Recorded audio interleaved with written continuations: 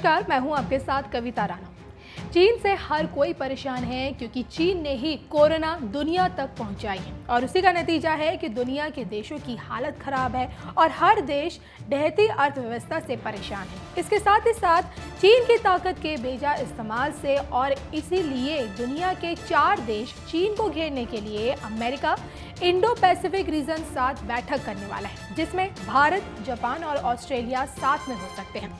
North Atlantic treaty organisation यानी कि NATO जैसा एक संगठन बना सकता है और अमेरिका के उप विदेश मंत्री स्टीफन बिगन ने सोमवार को इसकी जानकारी दी और कहा कि चारों देशों की बैठक दिल्ली में होने की उम्मीद है।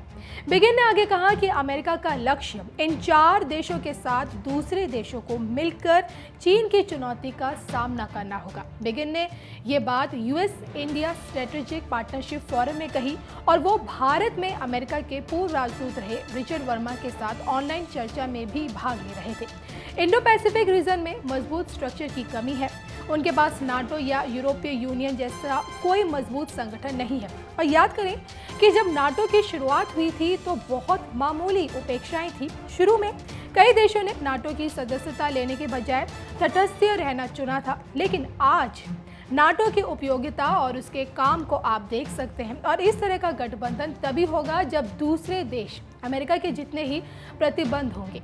बिगन ने यह भी कहा कि मालाबार नेवल एक्सरसाइज में ऑस्ट्रेलिया का भाग लेना डिफेंस ब्लॉक बनाने की दिशा में एक कदम है और साउथ चाइना मॉर्निंग पोस्ट के मुताबिक भारत स्पष्ट रूप से मालाबार नेवल एक्सरसाइज में ऑस्ट्रेलिया के शामिल होने का संकेत दे रहा है। मालाबार नेवल एक्सरसाइज 1999 से अमेरिका और भारत के बीच हो रहा है और ये अधिकतर बंगाल की खाड़ी में होती है।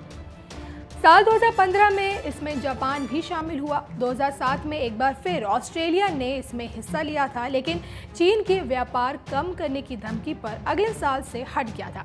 साल 2007 में सिंगापुर ने भी इसमें हिस्सा लिया था। ऑस्ट्रेलिया ने इस साल इस एक्सरसाइज में शामिल होने की फिर से इच्छा जताई है। अब ये देखना होगा कि आगे क्या होता है, लेकिन यहाँ पर एक दिलचस्प जानकारी आपको ये देते चले कि नाटो का जन्म 4 अप्रैल 1949 में हुआ था।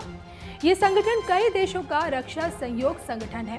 बेल्जियम की राजधानी ब्रसेल्स में इसका हेडक्वार्टर है और पहले इसके मेंबर्स की संख्या 12 थी, लेकिन धीरे धीरे इनमें इजाफा होता गया और आज नाटो संगठन देशों की संख्या 29 हो गई है। तो आप समझ सकते हैं कि अमेरिका चीन को सबक सिखाने के लिए क्या सोच रहा है और अगर ये दिमागी बात जमीन पर हकीकत में बदल गई तो चीन के सिर से नंबर 1 का भूत उतर जाएगा और इस संगठन के सामने मिमियाने लगेगा। लेकिन ये संगठन अभी दूर की कौड़ी लग रही है, लेकिन आशा ही जीवन है और इंसान को निराश होने की जरूरत नहीं है। वो हो सकता है कि भारत इस संगठन की अगुवाई करे।